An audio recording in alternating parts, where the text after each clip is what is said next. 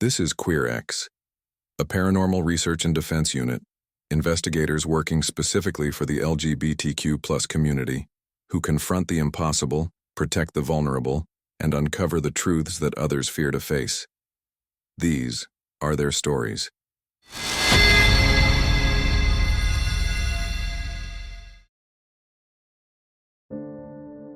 The city of Chicago. It looks alive from a distance. The hum of traffic below, people lost in their own worlds. But under the surface, I know better. The city hides scars.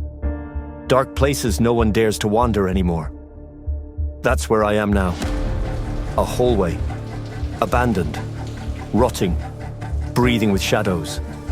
Every step I take echoes against the cracked walls, like the place itself is warning me to turn back. But I can't. I've been chasing something, hunting it, and I know it's close. The air feels colder here, heavier. The silence presses in until a blur streaks across my vision. Too fast to follow, too real to ignore. The demon, the one I came here for. I don't think. I move, muscles coil. Then I launch forward from the shadows, sliding across the broken floor. This thing thinks it can outrun me? Yeah, not tonight, bitch. But the vamp demon is fast. Too fast. Before I knew it, I was flying backwards at a great speed, pain flaring in my chest where it struck me. I crashed into the wall, hard, cracking the cement. Blood runs warm across my lip. I wipe it and I smile. I shift automatically into my academy training. My stance shifts, disciplined, focused. I move with the environment, not against it. Flip, strike, chain to the face, land soft, fluid, always moving, but it's still there, relentless. Finally, I land a kick right to its balls. Yeah, who's laughing now, bitch? The demon faltered, and then, just like that, it turned. With a hiss that echoed like laughter, it fled. I lunged after it, my feet pounding against stone, every muscle burning to keep pace. But the thing was impossibly fast. I reached the doorway just in time to see its wings tear into the night, swallowed by shadows. I froze there, panting, sweat streaking down my chest, my fists trembling. Not with fear, but with fury. Because I knew, deep down, this wasn't a fight I could win alone. I need help, and I know just the man. It's time to swallow my pride and ask for his help, despite our past. And if I'm lucky, my pride won't be the only thing I'll be swallowing. Oh, yeah!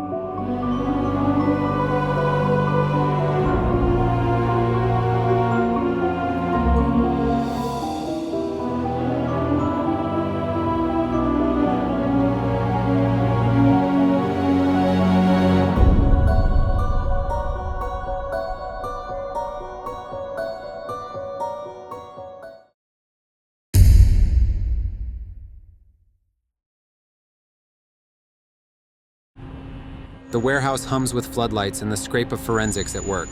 I stand apart, lungs still burning, sweat cutting through the grime on my skin. The demon put up quite a fight. I ache all over, bruised and cut in a dozen different places. But it doesn't matter.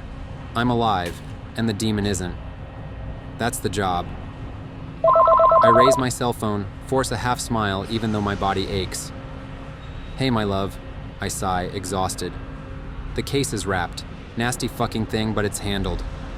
So's beautiful face pops up on my cell, hair loose, soft lamplight painting his face. He doesn't smile. You're bleeding. He says, voice low and quiet. A dangerous tone. I brush at the cut like it's nothing, grin anyway. It's just a scratch, baby. You should see the other guy. He doesn't laugh. He gives me a flat look, showing that his patience is at its end. That's all it takes for my shoulders to drop, for the grin to falter into something honest. Baby, I promise, I'm fine. Shit went sideways for a bit. I handled it. An incoming text shatters the quiet moment So and I shared. I glance down, my breath caught in my throat. Kenji. Need your help. Headed to Phoenix. Call me. My face flushes with heat and everything seems to tilt. So sees my face. He doesn't even need to ask, but he does anyway. Who is it? I hesitate, thumb frozen above the reply, then let the truth slip out.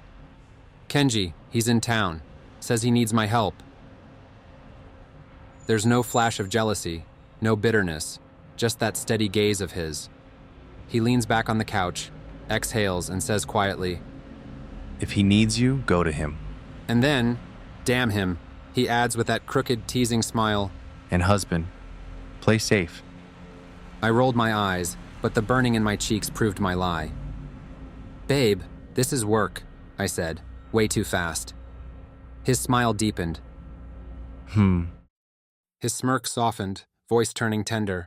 My love, I know your history with him. Where Kenji is involved, it's never just work. I understand, and it's okay. I love you. Call me later. My cell shuts off, and I'm left staring at my reflection in the phone. Moonlight spills across my bruised face, silver and cold. Kenji, after all these years. Leaving him back then was the hardest thing I ever had to do. It nearly killed me. This should feel heavy, or complicated. Instead, it just feels like destiny. I close my eyes and see him. Years ago. Sunlight in his hair, chest bare against tall summer grass. His smile so open, so full of love it could stop time. And it did. That's the memory that finds me. That moment I knew what love truly was. That's why, after all these years, my heart still aches at the thought of him. I can't quite let go of him, and a part of me doesn't want to.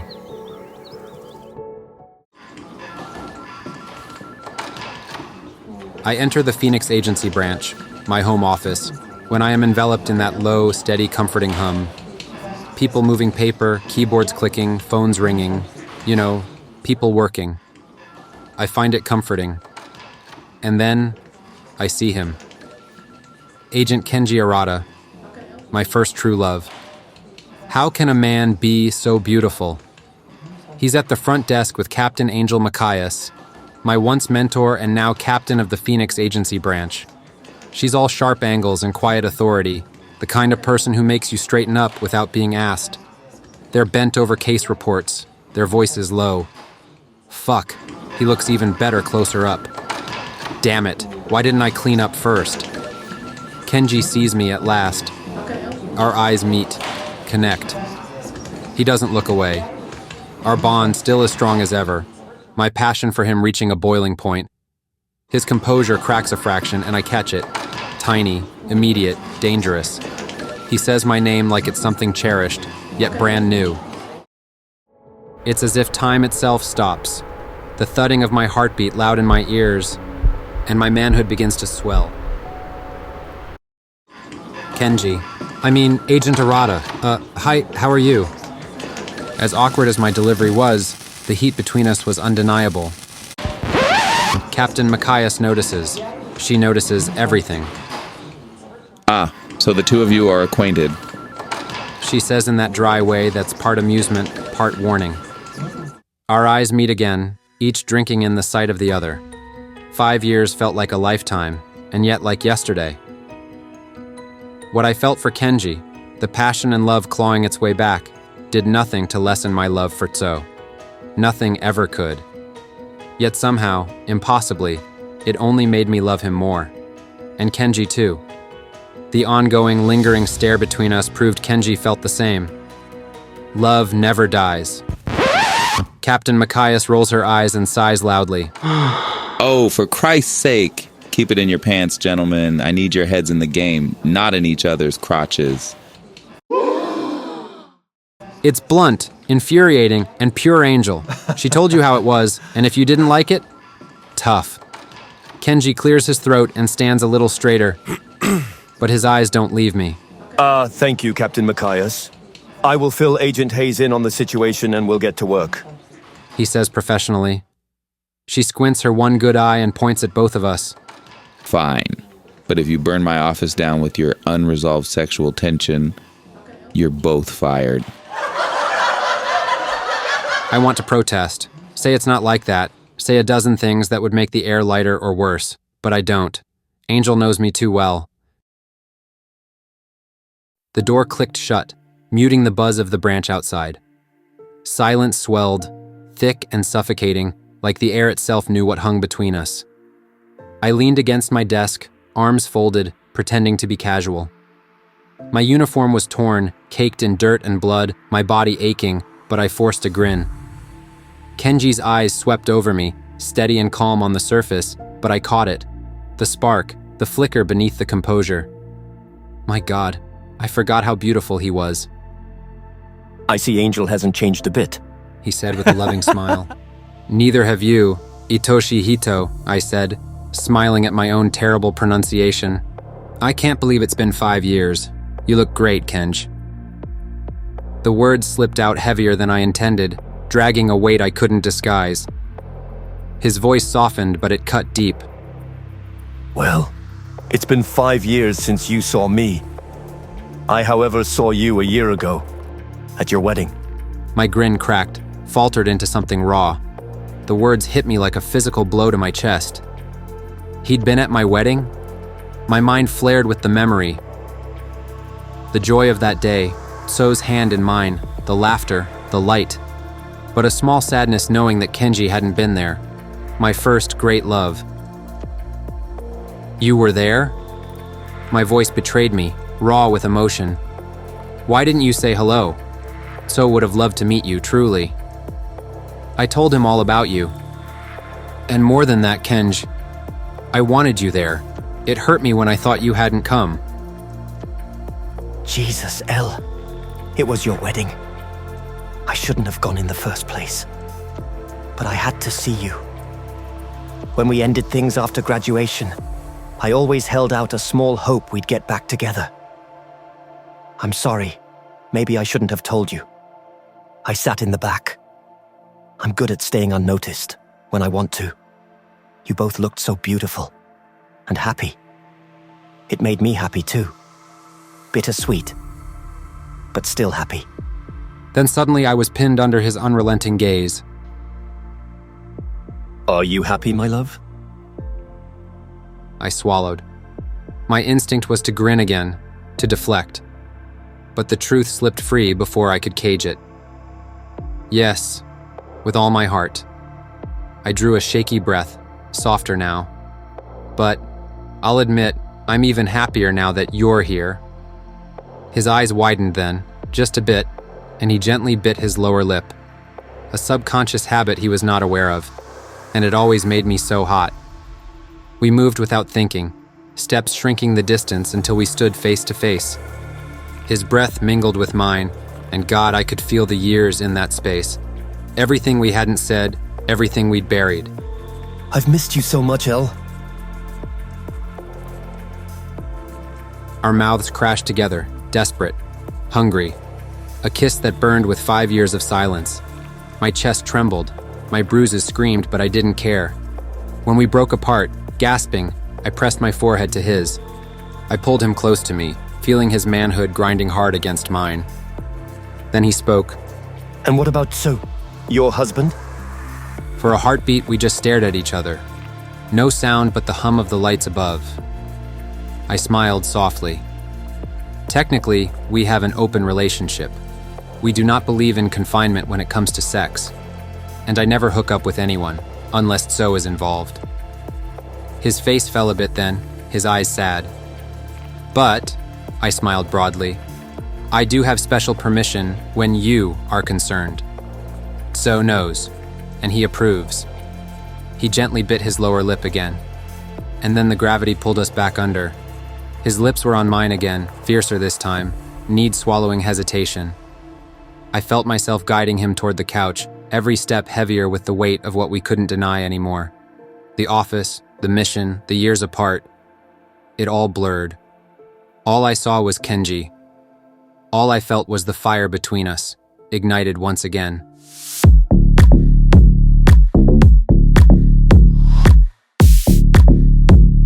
So much booty! And damn, I was still in love with him too.